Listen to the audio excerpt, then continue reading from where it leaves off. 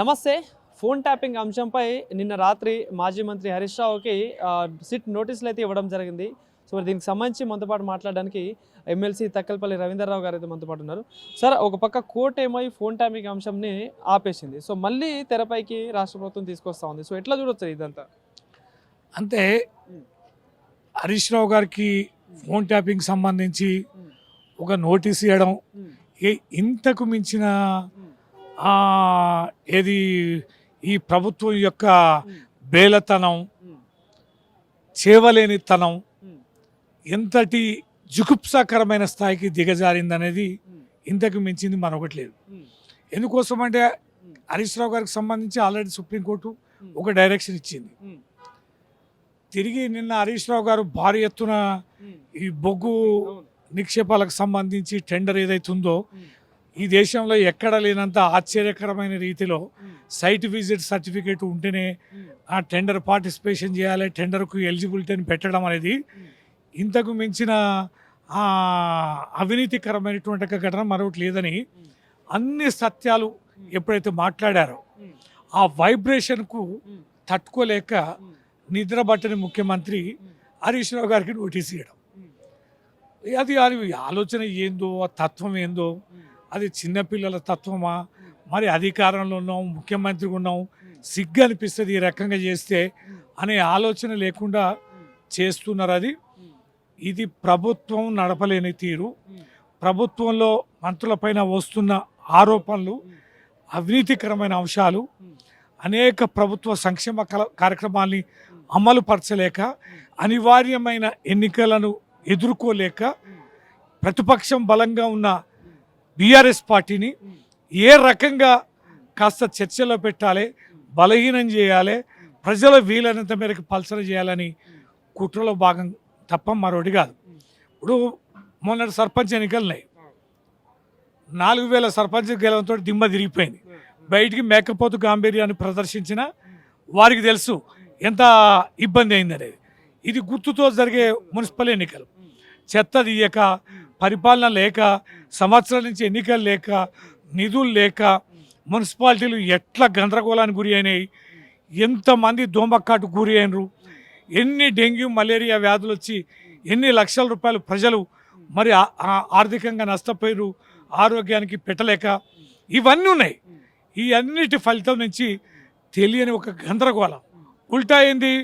ఈ స్కాములు, అవినీతులు, ఈ చర్యలన్నిటి బయటికి వెలగక్కడం. అందుకనే కేటీఆర్ గారి మీద, కేసీఆర్ గారి మీద, హరీష్ రావు గారి మీద ఈ ముగ్గురిని టార్గెట్ చేస్తే స్టార్ క్యాంపెయినర్స్. ఎట్లా చూడొచ్చు అంటే ఏదైనా ఎన్నికలు రాగానే దాని ముందు ఏదో ఒక కేసు తెర మీదకి వస్తూ ఉంటుంది, నోటీసులు వస్తూ ఉంటాయి. ఇది వరుసగా అటు కేసీఆర్ కావచ్చు, కేటీఆర్ గారు కావచ్చు, హరీష్ రావు గారు కావచ్చు, ఇట్లా వరుసగా కేసులు పెడతా ఉన్నారు. సో ఎట్లా చూడొచ్చు మరి? ఏ కేసు తెమలదు, ఏ కేసుకు టైం బాండ్ ఉండదు. అది ఏడాదిలో ఉంటుందా, 2 ఏళ్ళలో ఉంటుందా, ఉండదు. సంవత్సరాల తరబడి కేసు నడుస్తూనే ఉంటుంది, సంవత్సరాల తరబడి విచారణ చేస్తూనే ఉంటారు.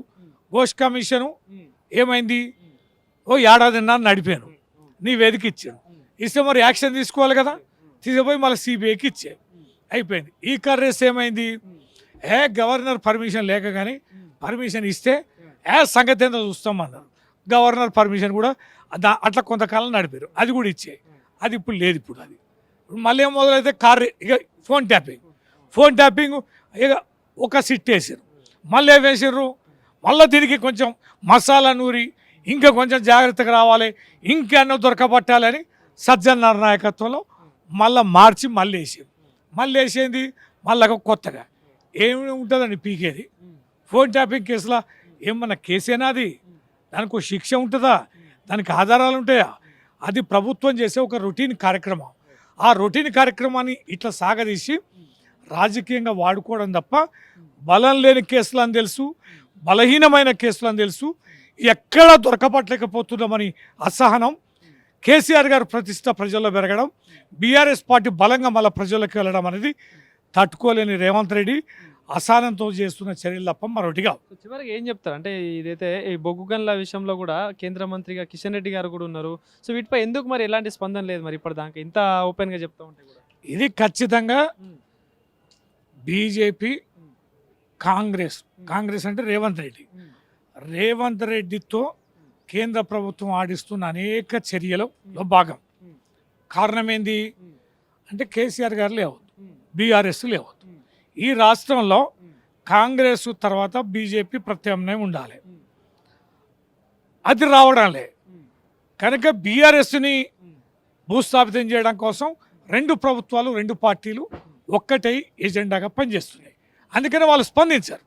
చివరికి ఏం చెప్తారు? మొన్న ఉన్న ఒక సభలో మాట్లాడుతూ కూడా బీఆర్ఎస్ పార్టీకి సంబంధించిన మిద్దెలన్నీ కూలగొట్టాలి, బీఆర్ఎస్ పార్టీని బొందబెట్టాలని చెప్పేసి మాట్లాడుతున్నారు రేవంత్ రెడ్డి ముఖ్యమంత్రి స్థాయిలో. సో ఎట్లా చూడుతుంది? ఇది అంతకంటే చేవలేని చేతకంతనం మరొకటి లేదండి. నిజంగా ఒక ముఖ్యమంత్రి స్థాయిలో ఉన్న వ్యక్తి ఇంత బలమైన, ఇంతమంది ఎమ్మెల్యేలు ఉండి, ఎమ్మెల్సీలు ఉండి, ఇంతమంది ప్రజా బలం ఉన్న పార్టీ దిమ్మలు కూల్చడం అనేది సాధ్యమా? ఒక దిమ్మ కూల్చమనండి అంటే ఈ మాటలు ఎవరంటారండి?